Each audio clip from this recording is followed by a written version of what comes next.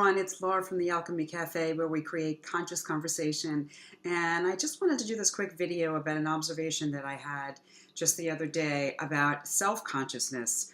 And I recently started doing these videos, and my interviews used to be, when I had my Blog Talk Radio show, were always radio. So obviously I wasn't appearing on video, and now that I started to do more of these interviews this way, I am kind of scrutinizing in a different way. And one of the things that I've noticed is I tend to talk a lot with my hands. And whether I'm doing an interview in person with somebody or whether I'm doing a Skype interview, and yes, I am overemphasizing to make a point here, but I notice that I'm talking a lot with my hands and I'm making points this way.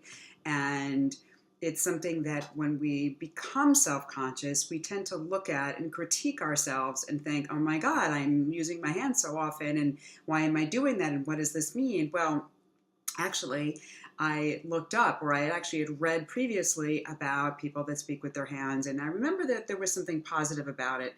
So I went back and I looked, and it actually said that people that speak with their hands are usually warm and approachable and genuine, and they're passionate about what they're speaking about. And I thought, well, all of those things are really wonderful, especially when I'm doing an interview and I'm connecting with somebody, and I'm certainly passionate about doing this. So I thought how interesting it is when we are self-critical of ourselves and always think it's a negative, when we can actually discover something like speaking with your hands, and it actually is saying something really positive about what you're doing.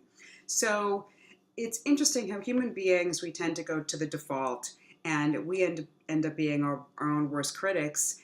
And it's just kind of, I think, having this information and being more open to looking at ourselves from a more forgiving way. We may find things that we actually really like about ourselves and we can celebrate instead of being our own worst critic.